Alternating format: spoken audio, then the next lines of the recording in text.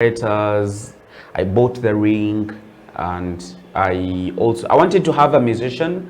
Unfortunately, all the guys that I contacted to perform on that day had either engagements or we didn't agree in terms of finances. So I said, no, let me leave that out, but let me provide room for other things. So I called all my friends, my tight buddies. I called the ones that are tight to her as well, and you made it happen. Yeah. Okay, that's Dennis Duke for you guys. Welcome back to the show. This is Gather Now Network Interviews with me, Amon Mokisa, and I welcome you back to Gather Now Network. Thank you for subscribing to Gather Now Network. Now, today I have Dennis Duke on the show or on the channel. He's going to be telling us how did he plan to fake an arrest and what was the experience in that cell. And what were the costs and what were the implications? Were there the effects of faking the arrest? Because when we go online, we shall see Dennis Duke behind bars. Anyway, guys, so give it up for Dennis Duke once again. Let him introduce himself and tell us what he does for a living. Hi, everybody. I hope you're all fine. My name is Dennis Duke Oniala. I am a Mogisu by tribe. I am a future husband, a father of two, and I'm a journalist by profession. Future husband. So yes. You haven't? No, I'm not yet a husband. So most of us, we thought since you proposed, you're already a husband. By proposing, you don't become a husband. It's after a wedding. So I'm just waiting for that day when I'll walk my woman down the aisle. Then she becomes my wife. I become a husband. For now, she's a wife to be, and so I'm a husband to be. How is she doing? She's really fine. She's fine. Hello, Duke. You said you are husband to be. Tell us, how was the experience and how did you plan to fake that arrest to propose to her? First of all, it wasn't a hard thing to think about. It was just something new, rather something simple. People have faked arrests before, but you just needed to pull it out your way. It's just like presenters. Everybody is a presenter, but how you present actually matters. So what I did was I just planned before. So it all started when I invited her friends to a certain group, a WhatsApp group, and I told them of my intentions to propose.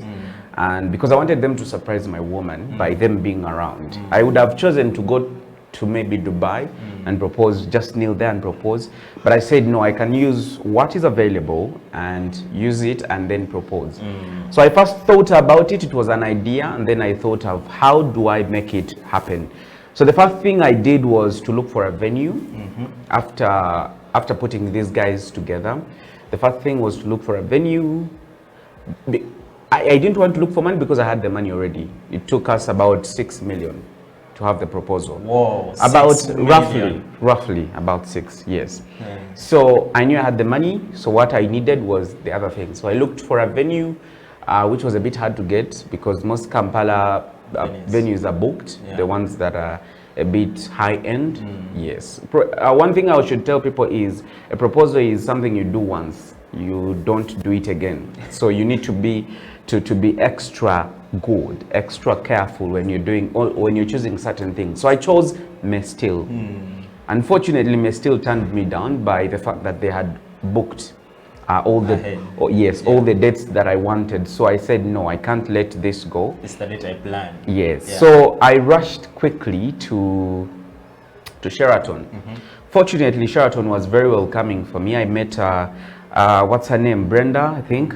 She was very welcoming. She's the manager there at Sheraton, and she took me through all that I needed to have the venue booked. And of course, I did book. And so after, it was just a matter of me buying a ring and then finding a way of actually faking to my woman and then coming. So the next thing I did was to talk to the policemen, how best we could pull that out. So I talked to them, and so we agreed on what. So I proposed what I had. They also proposed what was easier to do and what was hard to do. So I told them of my plans of actually faking an arrest, them arresting me, taking me here, bringing me here, calling my woman, and all those stuff that you saw in the video. Yeah. How did the policemen react to you telling them that you want to fake the arrest? Well, they didn't react like in a bad way. I mean, they were like, wow, interesting. So you want to shock your woman and at the same time you propose. I said, yeah. So they said, okay, fine. That's even good because it's community policing is where the police and the people kind of relate. So that was one thing I loved about our police on that particular day. So it was a moment for them also to show that the human side of them. I mean, they've been all known for beating people. Sorry for mentioning this, but it's the truth. So they said, okay, how do we do it? I gave them what I had, and so the D-Day came. But before the D-Day, I also booked a couple of, service providers. I wanted the decorators. I bought the ring, and I wanted to have a musician. Unfortunately, all the guys that I contacted to perform on that day had either engagements or we didn't agree in terms of finances. So I said, no, let me leave that out, but let me provide room for other things. So I called all my friends, my tight buddies. I called the ones that are tight to her as well, and you made it happen. Yeah. How is she still reacting to the whole proposal process? That proposal she's past it now? That proposal has and will forever remain something ideal to her. She, of course, as a person, she was shocked, first of all, and she appreciates the fact that I did that.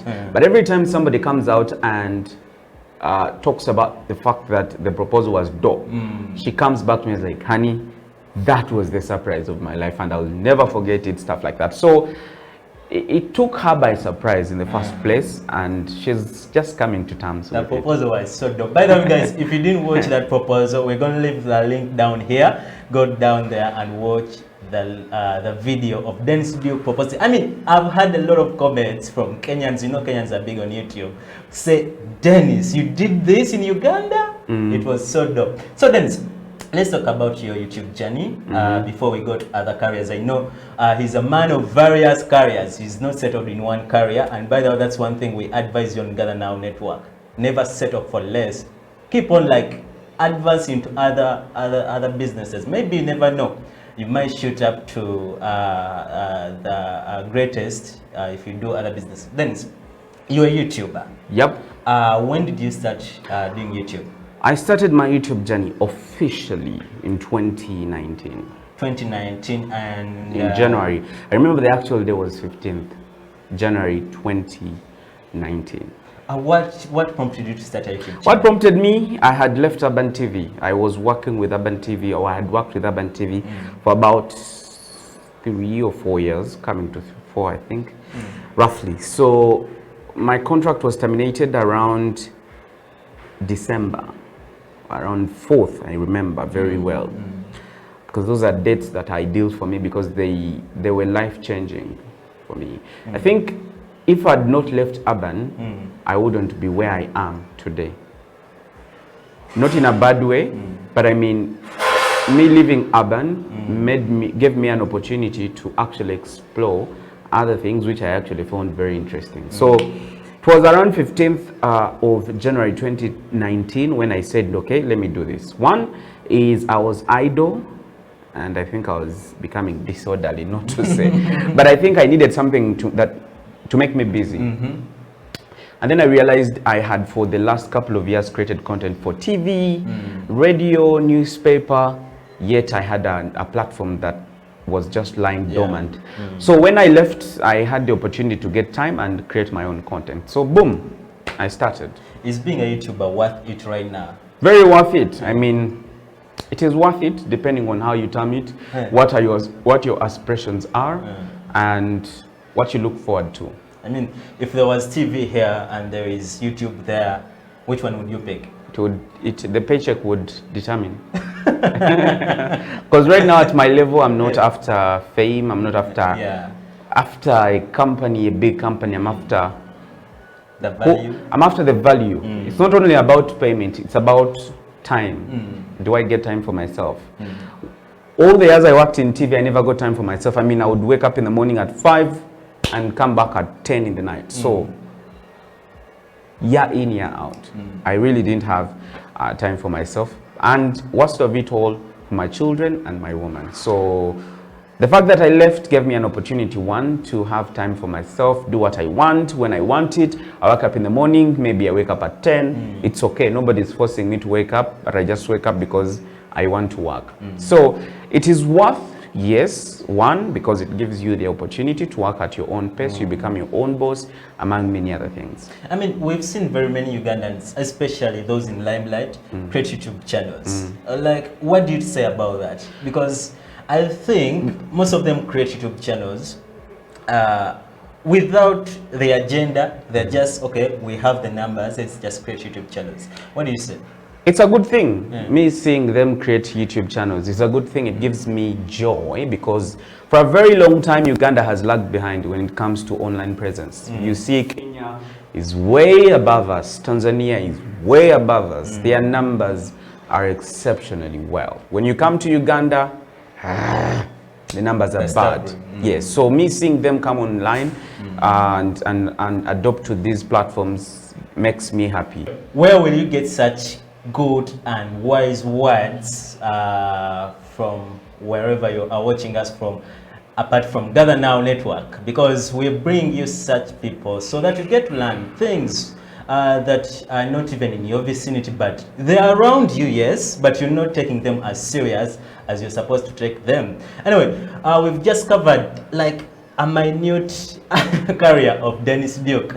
Dennis is also a TV presenter, right? Yep. He has worked with different media houses. We need him to tell us how he has got into these media houses and how does he balance the two things, because creating content for a YouTube channel, then you're creating content for a TV or a media house, it's something hectic. Those of you who are creating content know how hectic it is. Then, how do you create time for the two? How do you balance the two? It depends on the priority. Which one comes first?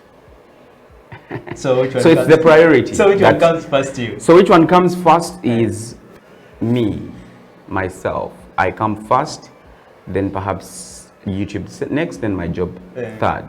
So how do I balance is I work in different time zones. Like when people are sleeping, I'm creating content. And then when people are working, I'm sleeping. So you get. So eventually, I get to balance. Okay, this is how I do it. I work on TV during evening hours. And then during day hours, I have time for all my other businesses, YouTube inclusive. I actually don't create content for YouTube.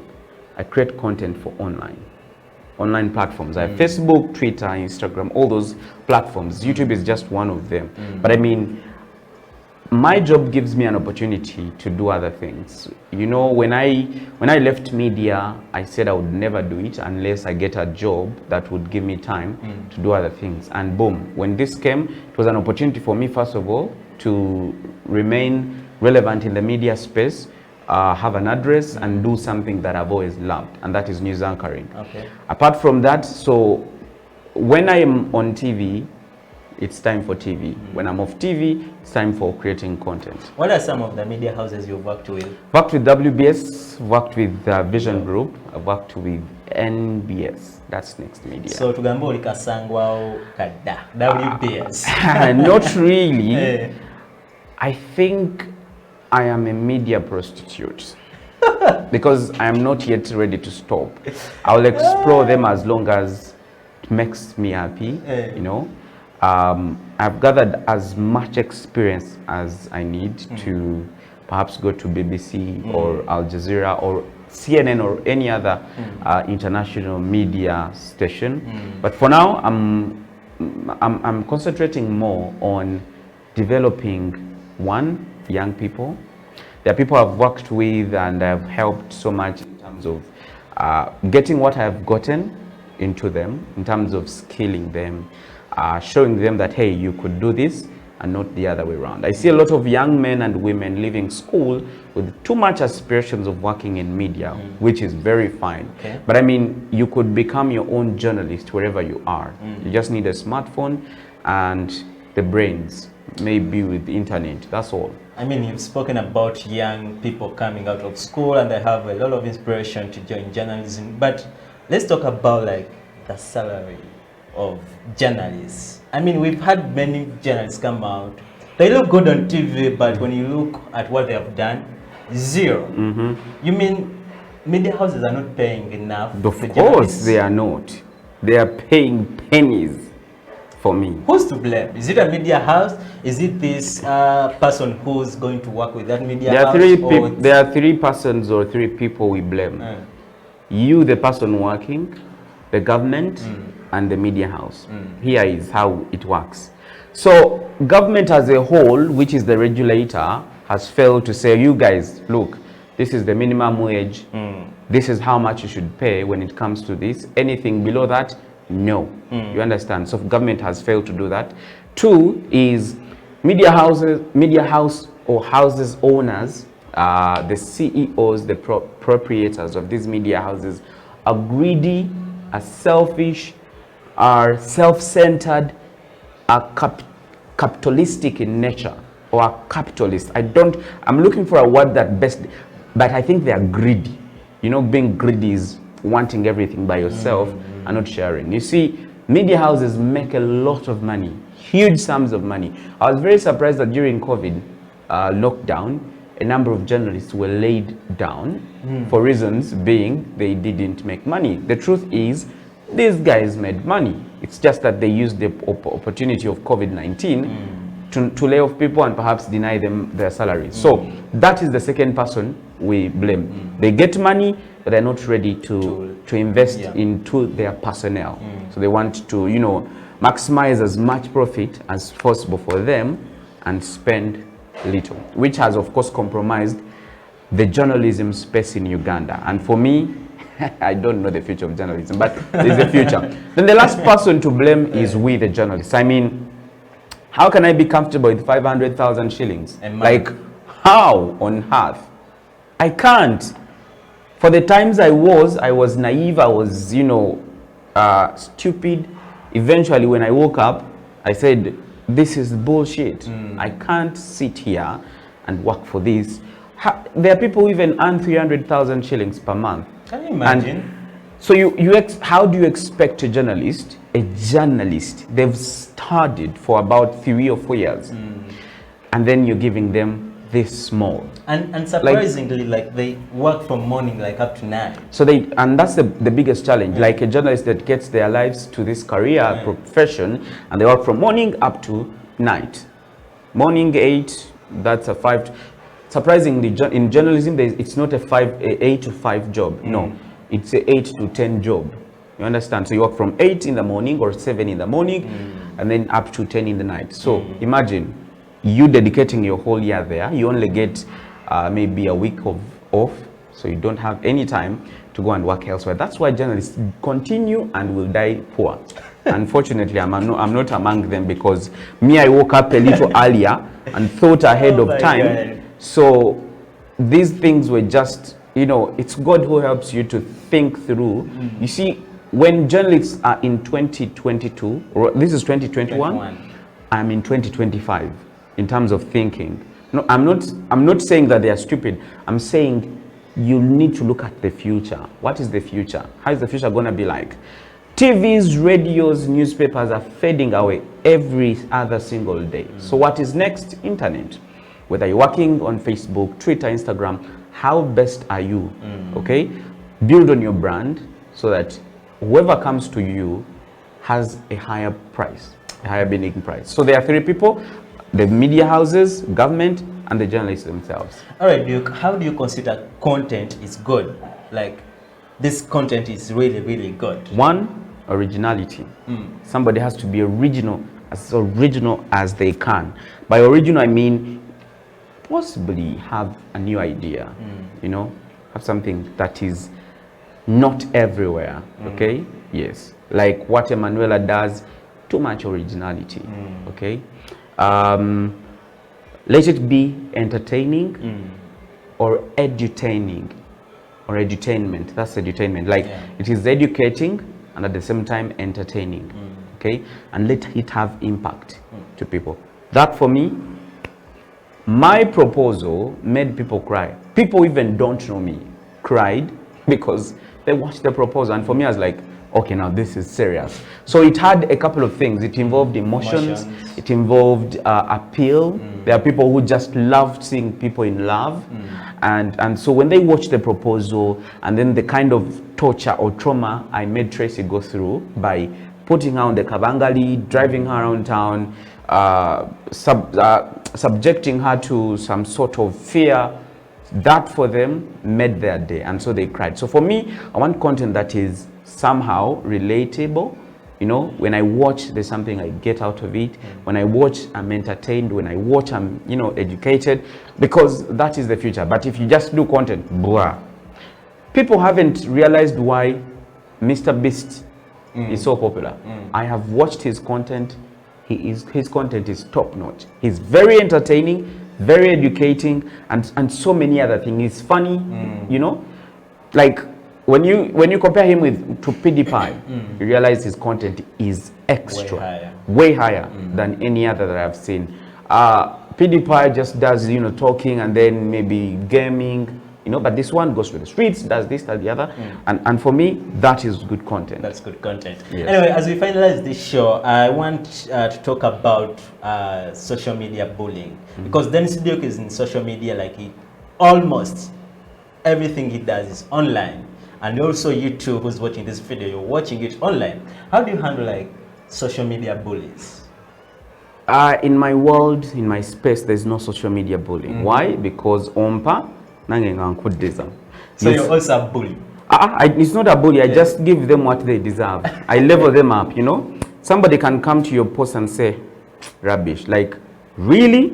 I've gone to the field to create rubbish? You'd rather say, nice content, but you could do this and the other. But if you say rubbish, nini, ha. So you handle them the way you way. Exactly. Hey. Unfortunately, not all of us are like me. Some people are a bit reserved. They wouldn't go head on with somebody. But I think social media bullying is real, and it has a big space in our Ugandan social media, you know, fraternity, which I condemn, first of all. And I think the relevant authorities should take action, because there are people who've lost their lives. There are people who have shunned away from those platforms. There are people who are living a miserable life because, well, for some reason, they were bullied or stuff happened online, and so they've, you know, living a totally different life. So I think the relevant authorities should take upon all those that bully people. There's a group called Mama Tendo. You've heard about it. The Chest. There's a group. There are a couple of groups on social media where people talk about people. I was recently attacked, unfortunately. A certain lady took my pictures and my woman and then started bashing us. I just laughed because, unfortunately, I didn't have access to the group. I would have given her what she deserves. But that said, there is something we can do. That's understanding that online is online, and we shouldn't take things personal. You know, when you take things personal, it's you to suffer. So just go on social media as a fun, you know, having opportunity or platform where you just go have fun. If somebody says something, because I mean, you can't be good to each and everybody. You just can't. Even in real life, you can't. And so social media has given people to speak and say what they want whenever they want it, without caution, without understanding. So that's how we are. Okay, briefly take us through how you handle your health lifestyle, like mentally, because you deal with a lot of things. Mentally, I think traveling helps me a lot. Travel, adventure. Yes, traveling around Uganda. I love it when I go to a place where there is nature. I just want to sit there and then relax and watch maybe water flow, you know, waterfalls, or just animals. It helps me a lot in terms of thinking. But sincerely speaking, mental health is something that we have ignored for a very long time as Ugandans. We don't think that there is a mental problem. All we know is, until somebody runs mad, that's when we categorize them. But I mean, we have a lot of mad people online, or a lot of mad people in our day-to-day lives, but we don't know. Only that the degree of its manifestation is still low. So mental health, I took it seriously, you know, because I knew how bad and how negative it can be when it comes to a person's life. One is you get depressed, you feel anxiety and so many other things. So it kind of disorganizes you. And when you are married or when you have a partner you're staying with, you have children, you have bills to foot, you have this whole kind of burden on your head, it becomes overwhelming sometimes. Yeah. Yes. So there are days I just feel low. It's normal. Sometimes it happens, but I don't let it take a toll on me, and I don't feel low for a very long time. I find something to do. I also do what we call dancing. I just put on music, sing, dance. That dancing. Exactly. Yeah. And by the end of the day, you feel good. Yeah. That's how I handle my mental health. All right, guys, you're still watching Gather Now Network with me. I'm on Mukisa, and that's Dance Duke for you. For you who's hoping to start up an online platform, there will be creating content for Instagram, YouTube, Facebook. You need to watch this episode because Dance Duke has experienced it all and he has all the information that you need to know. But anyways, as a norm on Gather Now Network, we always have our Gather Now Network Extra, whereby we get to ask our guests questions regardless of their stature, like I always say, whether they're presidents, ministers, whoever is going to be on this seat right here, has to answer these 10 questions. So, Dance Duke, Yep. are you ready for this 10 hot Very questions? ready. Okay, let's go. Question number 1 goes, if you can't sleep in the middle of the night, what do you do? I go to my PC and create content. Yep. So what's the most rebellious thing you've done as a teenager? Most what? Rebellious. Rebellious. Yeah. Wow, that's interesting. I refuse to answer to a teacher's question. We're in a class, and so he knew I knew the answer, but I deliberately refused to answer. Yes, because I'd always, you know, raised up my hand. That was me. I was always raising up my hand and saying an answer. At least I would try. This time round, I just kept quiet deliberately. And that What did he do? Of course, he wanted to beat me, but I mean, how do you beat somebody like I You pretend as if you don't know. Exactly. And yet you knew you knew the answer. That was so rebellious. So what's your favorite curse word? My favorite Curse word. curse word? Yeah. What is a curse word? Sorry for asking. Like people say, now this guy is challenging me here. Like the way you use something has happened to you and you're like, oh my god, maybe like that other one that always some people say. Yes, I do that a lot. Like the way you hesitate to answer it, very many people fear to answer that question. Yeah. I don't know why, but always they use Maybe like, it's always a bad word. Shit is a bad word. Yep. Okay, who was your first celebrity crush? My first celebrity crush has and will always be Zari Hassan, the boss lady. Chick is beautiful. Zari. Yes, Zari. but that's just crush because I'm already in love with my woman. So, So who's the most famous person in your phone? of course, nobody else apart from my fiancée. Okay. Yes. And what's that fashion trend you never understood? The fashion trend I never understood, both men or female. Both. Or I can choose on Yeah. any. Girls putting on. There are these kind of glasses. They're not glasses. They're just big and somehow transparent. Transparent. Yes, like I've never understood that. Like for me. And it's a trend these days.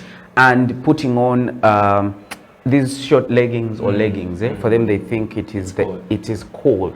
For us we are like, no, put on an official wear. Yeah, you look good in an official wear, girls. All right, the next question is, what's that one thing that makes you lose your temper and you like Huh? Yeah. Getting to know that there's a man who either vibed or who is trying to get my woman, like, truly pisses me off. Like, Sometimes I tell her, babe, I'm going to cause a scene, just hold my hand. And she knows when I'm actually mad. So I hate it. I hate it, but of course, there's nothing I can do. I mean, I can't control because my woman is cute, is dope. My woman is good, so I've got to live with it. But it pisses me off. All right, what's the strangest thing you're afraid of? The strangest thing? Wow. The strangest thing I'm afraid of. What could that be? What could that be?